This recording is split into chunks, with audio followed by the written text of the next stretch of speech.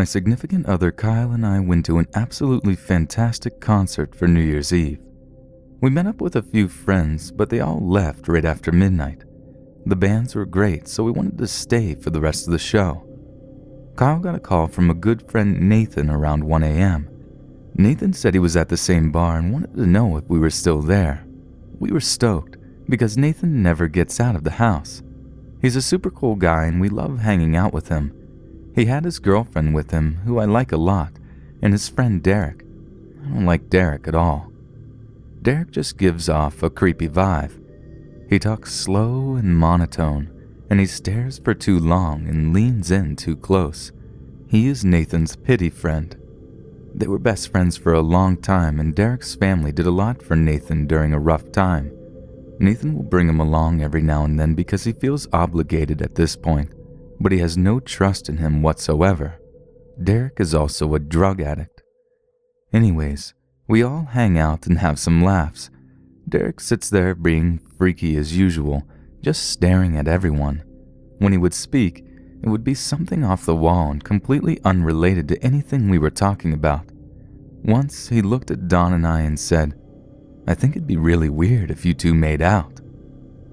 Okay, yeah, it would be weird. We ignored him and kept having fun. The bar closed down and Kyle asked him if they wanted to come to our house and have some more drinks and play foosball and Tekken. I was a little annoyed because he didn't okay this with me first and I was ready for bed. I wasn't that upset though. I know that Kyle likes to have his company. I told Kyle that I wouldn't mind if it was just Nathan and Dawn, but I don't want Derek in our house. I don't trust him. Kyle brushes it off and says, "What's the worst that can happen? It'll be fine. He's just weird." Well, when we were all leaving, we had to wait for Derek in the parking lot for the longest time. Turns out he was waiting outside the door of the bar and trying to get to any girl to come with him, bribing them with free pills. I got mad and said, "What makes you think it's okay to invite random people to my house?" He just laughed. We get to my house and he sits on the couch beside me. He keeps poking, and when I ask him what he wants, he just stares at me for about 10 seconds before saying, "What's up?" I started ignoring him. He continued to poke and even tried to tickle my feet. I wouldn't even look over. Then he starts getting phone calls from people asking for pills. I went to the bathroom and he tried to follow me in there. I just pushed him out and locked the door, and he continued to knock.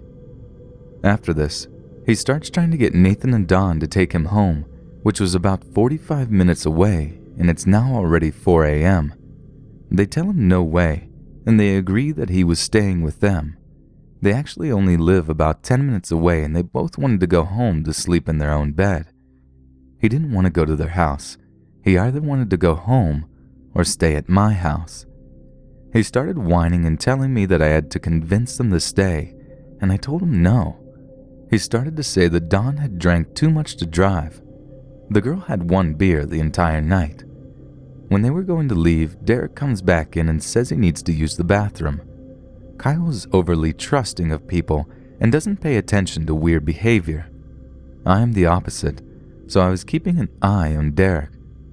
I caught him going through my prescription bottles. They were nothing but antibiotics, but it pissed me off that he was trying to steal from us anyways. I told him he needed to leave immediately. He then stood in our kitchen, refusing to leave, just staring at us. I said that they were waiting on him and he needed to go with them immediately. He kept staring and said, "Don't you remember that time I gave you guys a ride? Well, make it even.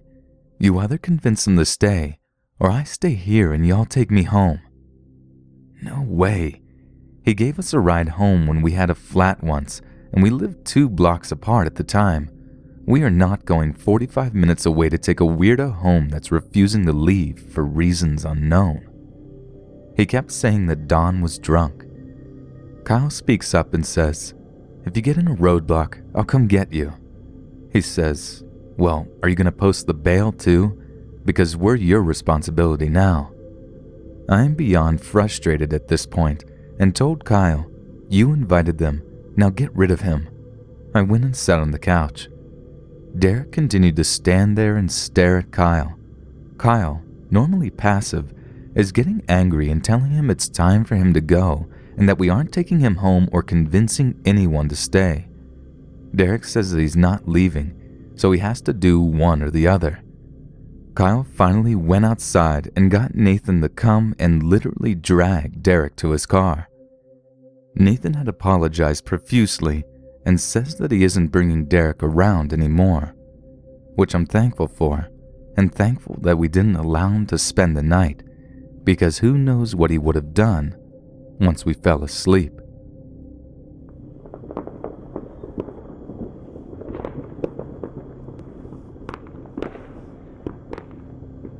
I was invited to a party on New Year's Eve, and a couple that are my friends were invited too. Since the guy knew the way to the party and I didn't, and they live about 20 minutes from me driving, I gave them a ride. It was a nice party with 15 friends, and we spent the night okay. But in the morning, even though that our friend had told us we could sleep at his house and drive home when we woke up, we still decided it was time to go home. This was around 5:30 a.m. I drank only a bit of champagne so I could drive, and both my friends from the couple drank almost nothing since they were spending the next day with the girl's family and didn't want to be hung over, so we were sober when this happened. We said our goodbyes and got out of the house. We know that the area is known for having pretty sketchy characters, but the car was a 2-minute walk from the house and we didn't expect to get in trouble. We were wrong. So as we got out of the house, there was this one guy just standing in the middle of the parking lot, smoking what smelled like weed. We walk on the opposite side of the road of this guy, but he starts messing with my girlfriend. She's really pretty, so guys usually stare and she's used to it. But this guy starts making infelicitous comments to her, with her obvious boyfriend, my friend, that has his arm around her right there. We look at him, but say nothing since we are right next to the car when he starts walking towards us. So we get in and I quickly lock the doors and drive away fast before he can catch up to us. But since that town was unknown to us and big, we had to stop and turn the GPS on. After we do this, we get on the road but immediately have to stop at a red light. A car stops right next to us, which would be normal if it wasn't like 5:45 a.m. We look at it, and that creepy guy is inside, staring at us. At this time, we started commenting that he probably saw our car stopped and was waiting for us to ride away. But we didn't want to freak out, so we just kept looking forward and kept driving, thinking we were probably overreacting and that this guy could just be going the same way as us.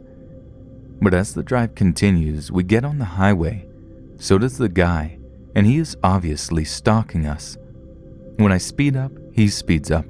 When I slow down, he slows down. I even pretended I was going to leave the highway in one exit and quickly return to the main highway road, and he copied that exact same move. We start freaking out, but keep driving as me and the girl's boyfriend try to calm her down, saying there are two of us and only one of him, who is very lightly high. We are not that huge. I'm like 5'9", 140 pounds, and her boyfriend is like 5'10", 154 pounds. And the guy, besides being tall, was really skinny too, and we were just afraid of how crazy he was, crazy enough to stalk us. 40 minutes of stalking later, we get out of the highway so I can take them home, but I stop 2 streets away from my girlfriend's house and the car stops behind us, making her boyfriend jump out of the car and me following him. I wouldn't let him be alone. We don't know how crazy that guy is, and I have a really heavy bat in my car which I take with me. It's forbidden to have this kind of thing in cars in my country, but whatever, I have it anyway for protection. As we start approaching the car, he quickly speeds up, making a U-turn and driving away, back for the highway, or so we thought. My friends take their stuff and say they can make the walk home. It's about 3 minutes, going between the buildings and avoiding the roads, so we say our goodbyes and I get back to the car and start driving to the highway to get home. As I make the U-turn to get close to the highway, I see that creepy guy's car waiting there, and he starts following me again, probably thinking my girlfriend is still there. Now I freak out a little bit more. I'm alone, and even if I have the bat in the car, I don't know what this guy has in his, so we get on the highway and I start driving normally, pretending I didn't see him. And the second I see two huge trucks in front of me, I speed up and pass between them. At this time, I'm driving around 87 miles per hour, looking at my rearview mirror to see if I'm losing the guy. My exit appears and I take it. I get off the main road into a side road from where I can see the highway and stop there. I turn off the car lights and look at the highway and see that guy's car get off of the highway but quickly getting back on. I guess I really lost him and he just got out and re-entered because the place where I live is the last exit where the highway is free of charge. I calm down and drive home all the way looking behind my shoulder. Nothing really happened, but my greatest fear was for my friend and for me after I was alone.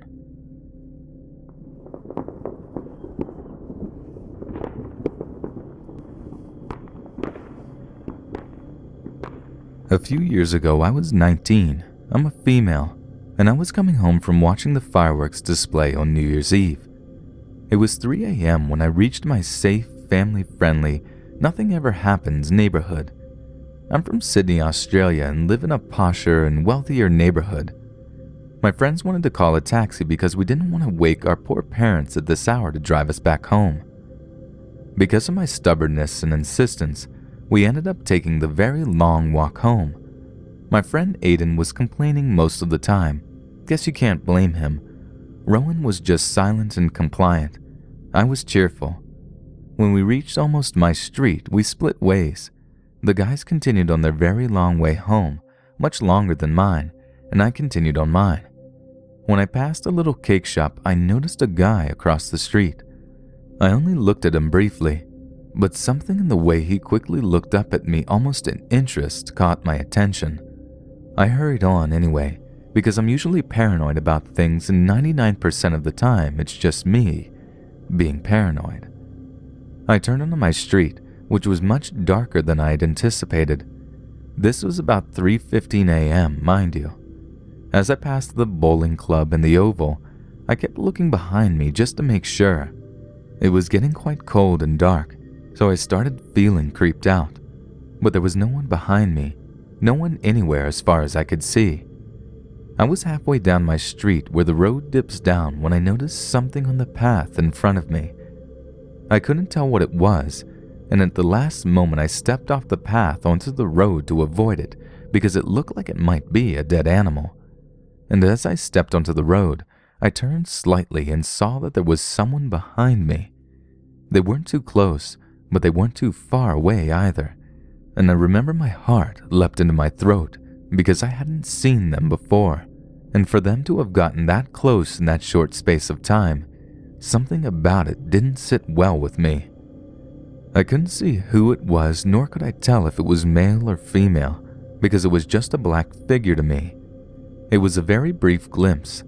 I was scared though, so I whipped out my phone and started to call Aiden. I kept calling him, but silly Vodafone wouldn't connect me to him, so I tried to call Rowan, but he wouldn't pick up. I kept this up at least 5 times, getting increasingly anxious but not daring to look behind me to see if he was still there. I'm glad I didn't, actually. I think I would have really freaked out if I'd confirmed it. By that time I reached my driveway, and I hurried up it thinking I was safe. But as I was halfway up, I looked over my shoulder again, just really quickly, and saw the figure there. The way I explain this next bit is really confused and muddled, because on the one hand, it may have looked like he was merely passing my driveway, but on the other hand, I am much more certain that it looked like he was just about to step onto the driveway as if to walk up. And at that precise moment that I thought that, it occurred to me that he might be my brother Jonathan, because no one else would bother walking up my driveway. Even if some guy was following me, it never occurred to me that he would really go to the lengths of going up the driveway as well. I thought I was completely safe because I had the advantage of my house close by when he started following me. However, something about the build of this figure didn't seem like Jonathan to me, so I hurried on in anyways. My beautiful, wonderful, amazing mother had stayed up to wait for me, and I am so glad because she opened the door for me as soon as I knocked. I hate to imagine what would have happened if I had to wait for a while. I went inside, but I left the second door open and the outside light on because I thought Jonathan might be coming in any second now, but Mom was like, "You can turn them off. Your brother came back 2 hours ago." I did get a little creeped out then, but I just dismissed the thought because we are so quick to think we are always so safe. Closed the door, shut the light, and went to get a drink of water. Mom went to bed. I went to my room to grab my clothes and then went to the bathroom to take a shower. I switched off the living room lights. This is sort of funny now that I think about it. Before I took a shower, I replied back to a message from Aiden, who was asking if I was home safe yet. I demanded to know why he hadn't picked up his phone, and then told him that I was creeped out for a few minutes, but I was okay now. Then as I showered, I actually thought about that figure. I wasn't too convinced that it was following me, but my mind did teeter into wondering this or that. In any case, I remember thinking it was okay because I was safe now. Then near the end of my shower, I heard something at my window. It didn't sound like the usual creaking or bumping of an old house. The way I described it to other people was like the sound of someone resting their hands against the window to steady themselves. It sounded really unnatural, I know, because it got my attention straight away, and I immediately jumped to the possibility that there might be someone outside. And I know that only a really strange sound would make me do what I did next, which was to turn off the water and crouch under the window, hiding and waiting. I waited for quite some time, too scared to move for a few minutes, but there was nothing. So I gingerly crawled out, still too scared to stand up properly, and I switched off the bathroom lights. But then it was impossible for me to dry myself and dress myself, so I turned on the heater light, which is much smaller and dimmer. But as I did that, I noticed at the window that there were very small blue lights there that certainly never belonged there. The way I can describe it now, it was almost like a keypad of a phone lit up. I was so scared, but I switched off the heater light as well and backed into the corner, my towel wrapped around me, and I waited. It seemed like a long time that I waited, too scared to unlock the door and move because I knew it would make a lot of noise. And as I waited in pitch darkness, several blue lights came on outside the window, like a few. It became very bright, and they were moving it, trying to shine it through the window. Now that I think about it, was it a phone? I'm not sure. There were a few lights, but that did it. I practically bolted for my mom. I unlocked the door and went into my parents' room, trembling like a leaf and gibbering that there was someone outside the bathroom window. I was clearly very upset, so Mom ushered me around trying to find a safe room for me to change into, and Dad apparently heard the footsteps hurrying back down the driveway, and I am glad he did, because the situation feels so surreal to me now that I'm not even sure if it really happened. Maybe I imagined it all, but this is confirmation that it wasn't just my imagination. I was so shaky, I slid into bed and couldn't sleep the whole night until it was morning. And even when it was morning, I was still terrified, especially when I heard Dad leave the house and go into the backyard. So that's my lesson learned. Never walking home at night again. I'm even a bit worried during the daytime. We never did find out who it was. People wonder if it was the same person I'd passed earlier, but I don't know. My brother doesn't think so either. He says it may have been someone lurking at the oval who came out of a little hole as I was walking past the supposed dead animal on the path because of how suddenly they appeared behind me. Please don't walk home at night alone, girls. It only takes one moment for you to be in the wrong place at the wrong time, and it can go very wrong.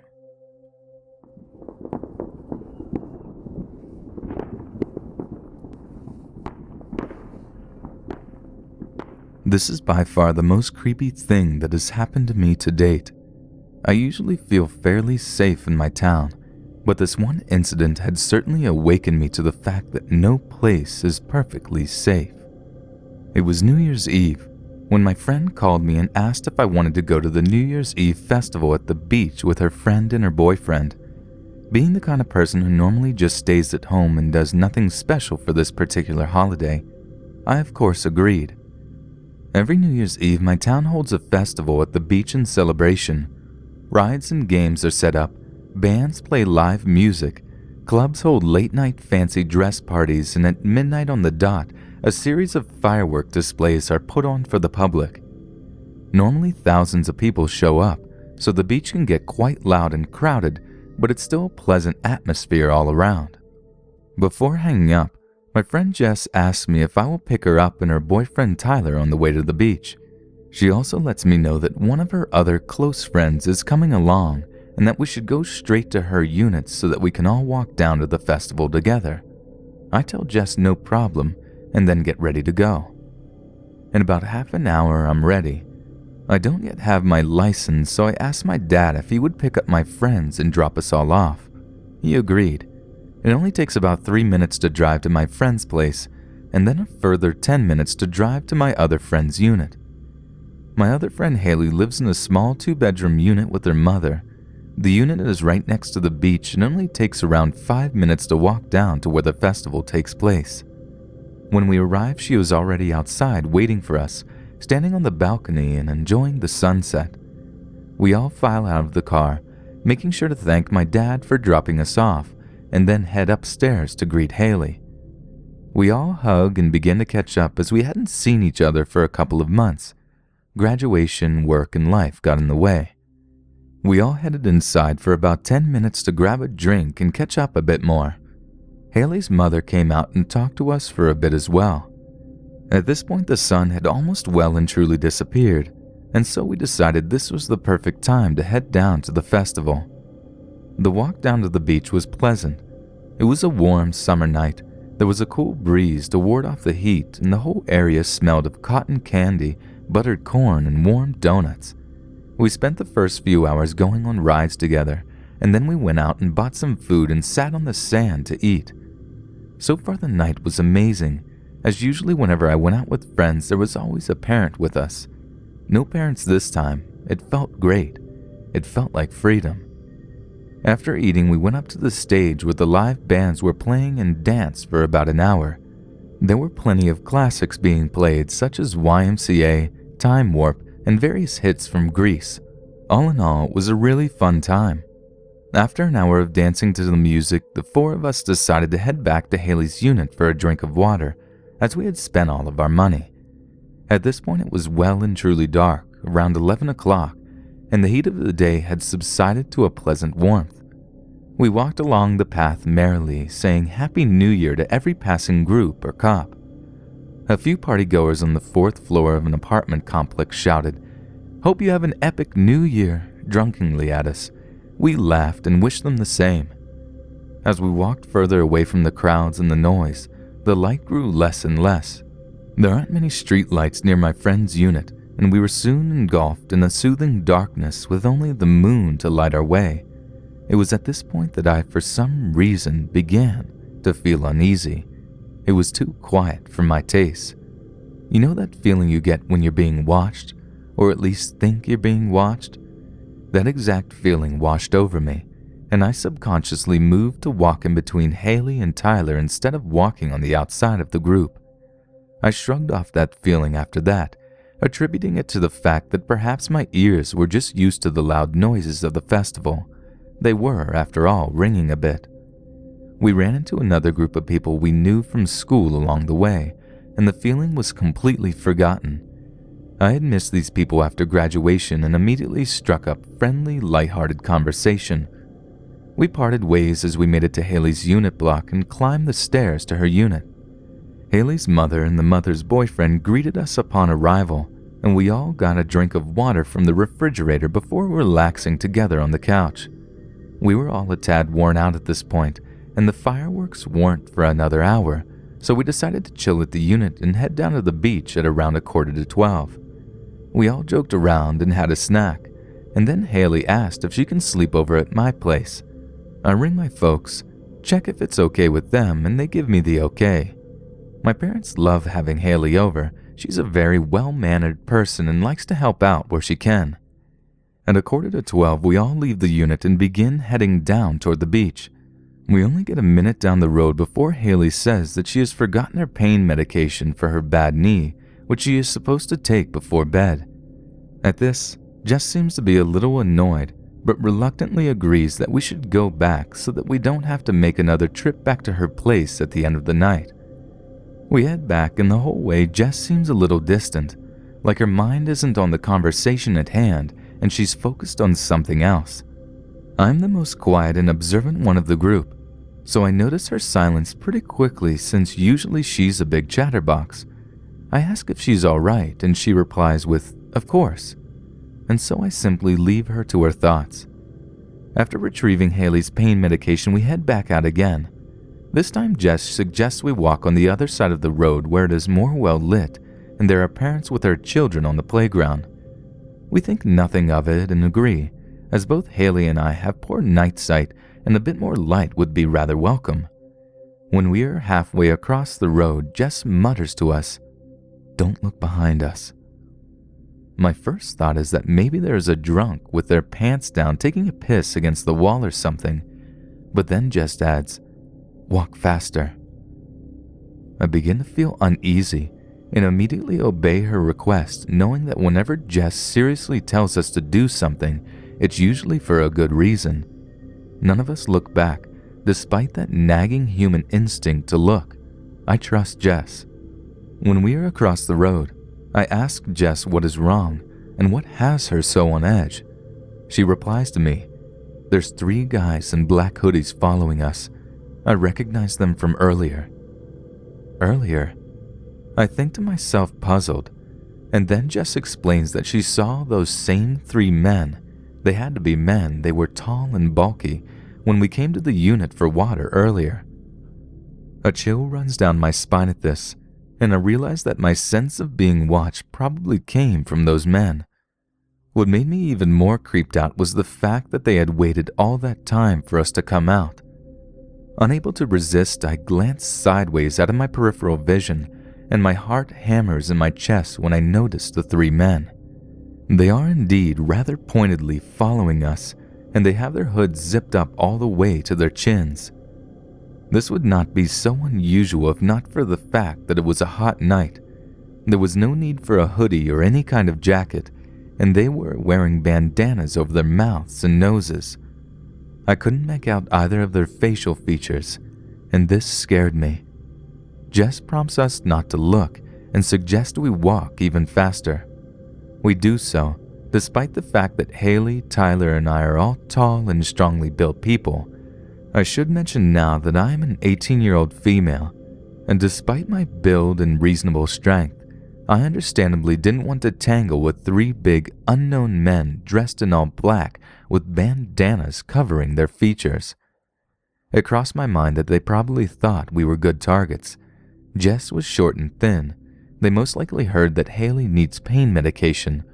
I walked with an obvious limp as I have arthritis in my right knee, and Tyler had his hands full, being the pack mule as they call it. Despite Jess's instruction, I can't help but give the occasional glance at the 3 men, and of course they continued to follow us. They had even increased their pace to nearly match ours and kept looking over at us. I think they meant to intimidate us, as they made it quite obvious that they were staring at us. I ceased to look after realizing they could probably tell I was keeping an eye on them, and instead opted to use my keen hearing to make sure they stayed across the road. I wasn't fond of this, as they could have had a knife or gun or anything if they had suddenly sprinted at us and I wouldn't be prepared, but I didn't want to provoke them by staring. I am not a fast runner, and my stamina leaves much to be desired.